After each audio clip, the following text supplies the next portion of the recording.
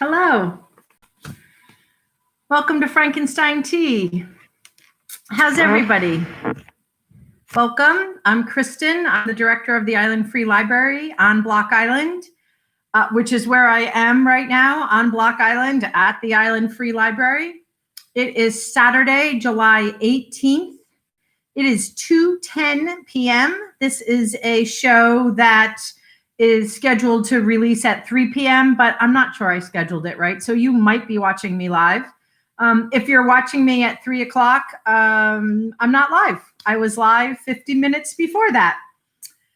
I try to go live, but it's been a long week here. It's a hot day. We had 3 staff people didn't work today, so our staff was cut in half. So we were busy. We're tired. I don't think anybody else is cranky. I'm a little cranky. I'm done. I'm whipped. I'm done. So I want to record this. I want to read you a story, and then I want to jump in the ocean. And I think that that's fair. I hope that you think that's fair. That will be good for my mental health, which is part of what we do at this program, is check in with each other on our mental health and see how everyone's doing. So that's my update. How are you doing? How's everybody doing out there? It is hot. It is crowded. It is summer. It is, the mask wearing is mandatory and so important, but can be trying. Crowds can be trying. Block Island can be trying. So hang in there, everybody. I'm happy that our friends and neighbors that need some foot traffic and some crowds are getting it. I hope that means that their businesses will stay afloat. And I hope everybody is taking precautions that COVID stays at bay. So, that's a balance that we're working here on Block Island. We're working this balance of summer tourism economy with a pandemic. And that can be a lot. So deep breaths, stay home. If you can't deal, drink water, drink more water, drink more water. I wanted to record this early while we were open. My coworker, Judy Mitchell, is starting to enjoy this program, and I was going to read to her today because yesterday I think I kind of came in and out of the internet. I'm not sure the internet was great yesterday, which is interesting for anyone thinking about the larger broadband project on Block Island. Please understand that it is not, a magic pill where the internet is always super duper. By no means is that true. So when you see me go in and out of the internet, know that I'm on the fiber, and it's not perfect. Is it fast when it works? Yeah, sure. It's fast when it works. Is it great? Yeah, sure. But it's not perfect. It's definitely not perfect.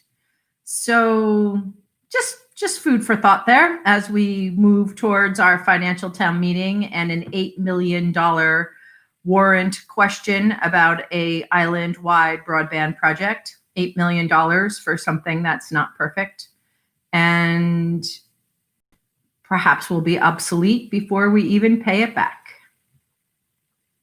But maybe I've gone too far now. Maybe that's my personal opinion and not my professional opinion. Anyway, it's out there. It's been recorded now.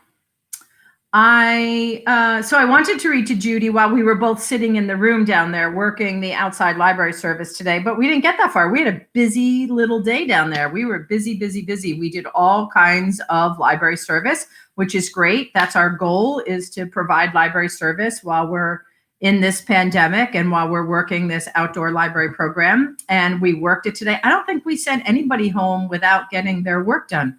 We scanned, we copied, we faxed.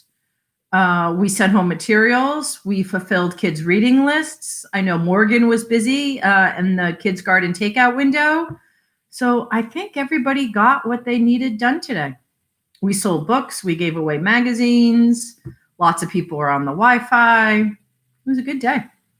But we're done and we're closed now until Tuesday. Tuesday, 10 a.m., we reopen. We'll see you then. I will read on Sunday and Monday. But looping back to me wanting to read to Judy, I know she would prefer a nice story, right? Judy she asked me the other day, like a happy ending, and not always what happens in the short story format. But I have something that I think is nice. I hope it's nice. And I want to give a shout out to our friend Joyce,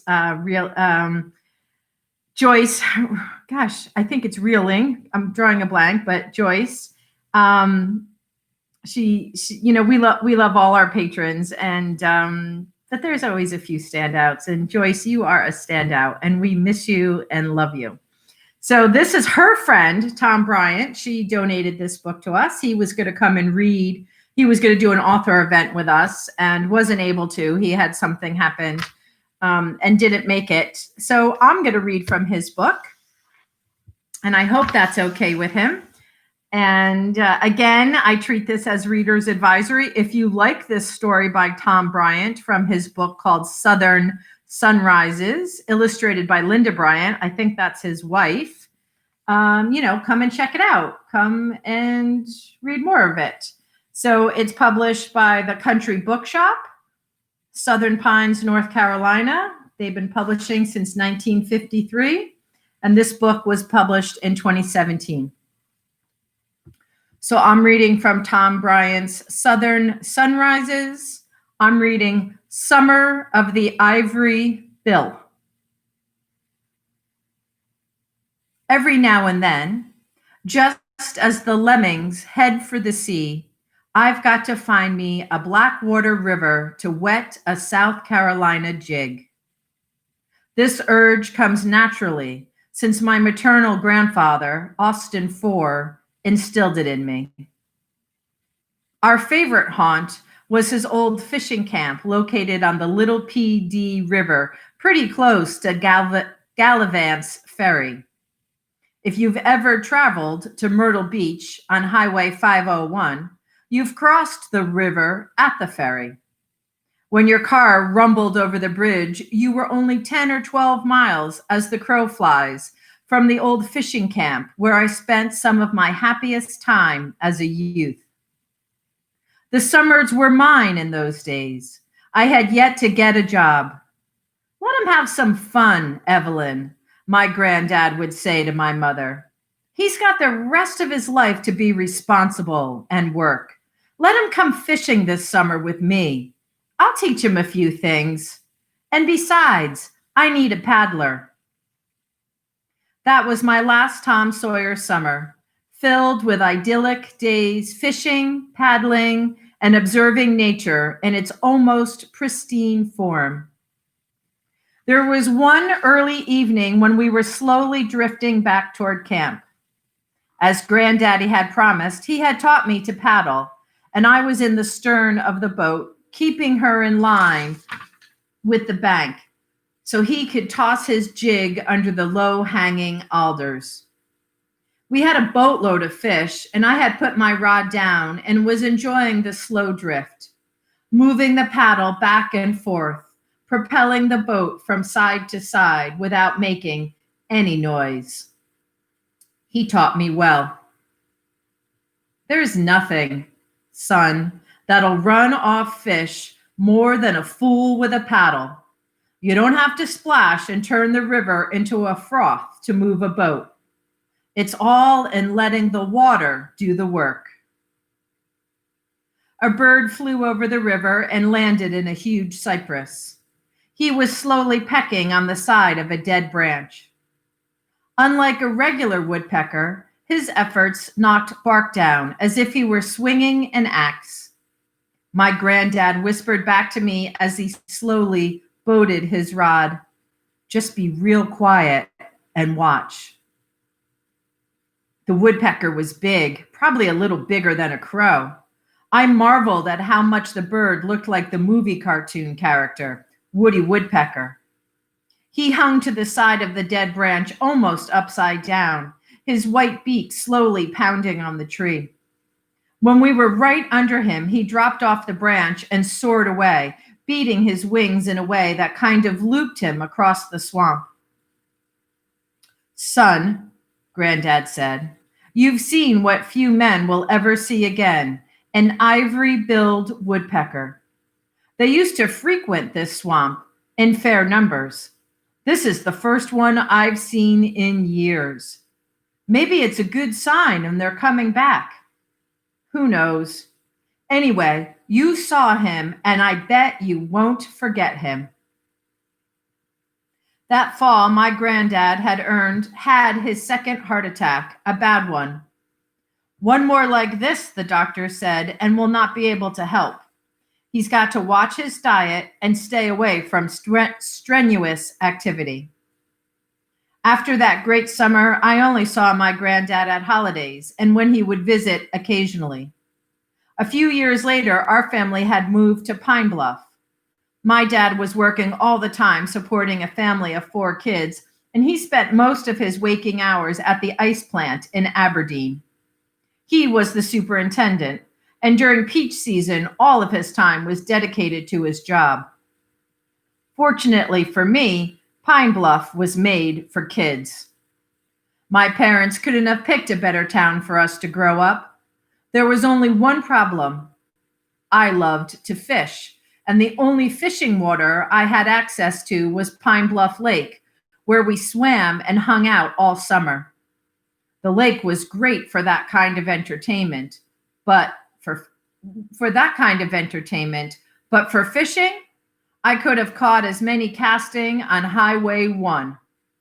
I put my fishing equipment aside and concentrated on baseball.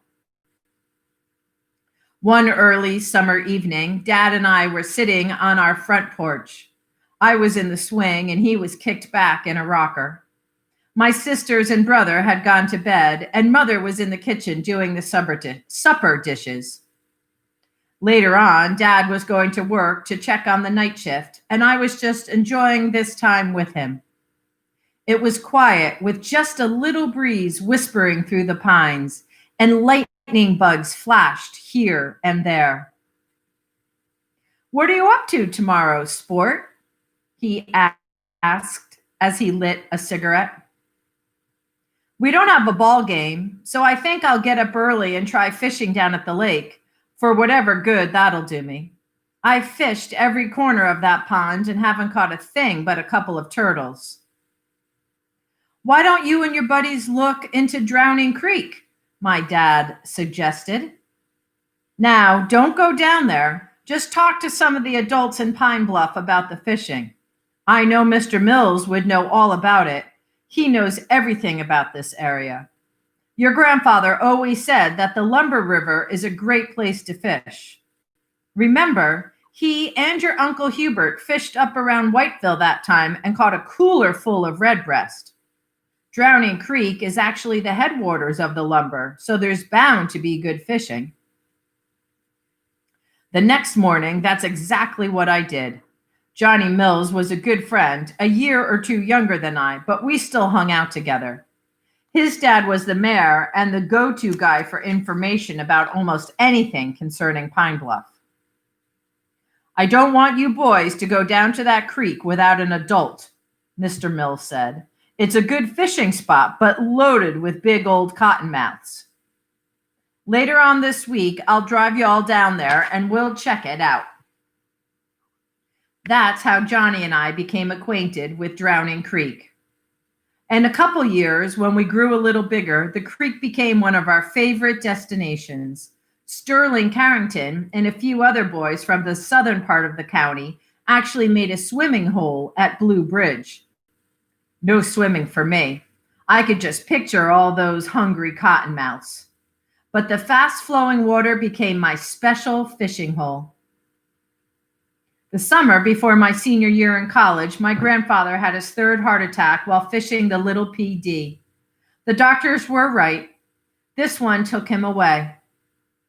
After the funeral, Mother and I drove down to his fishing camp. The rest of the family stayed at the farm to help greet visitors. When we arrived, Mother went inside and I wandered down to the dock where my granddad kept his boat.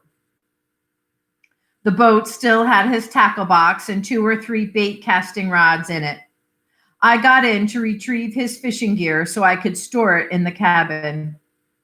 This boat was a brand new one that I hadn't seen before, so I climbed back in the stern, sat down, and grabbed a paddle. The river flowed quickly, creating a small eddy, moving the boat slowly side to side on its ropes. I turned the seat so I could lean back and see upstream. There was a great big sandbar that thrust out in the water at the bend of the river, and a giant cypress grew right at the edge. The sun was at its highest point, and all the animals and birds were hunting shade.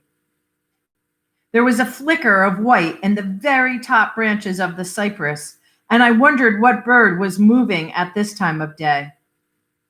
After a minute or so, the bird soared across the river and turned toward the bend.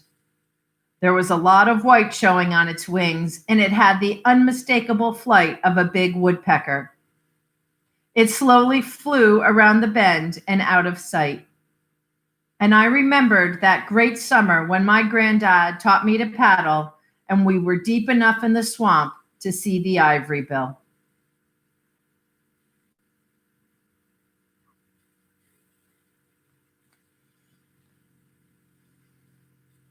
That was Summer of the Ivory Bill by Tom Bryant from a book called Southern Sunrises. We'll try to get him here sometime to do an author event with us. Friend of a friend there. I hope you enjoyed this afternoon's story on Frankenstein Tea. I'll be back tomorrow for another edition and another short story for adult listeners. Until then, stay cool, stay calm, wear your mask, keep your distance, wash your hands. Have a good afternoon, Block Island and beyond. Peace.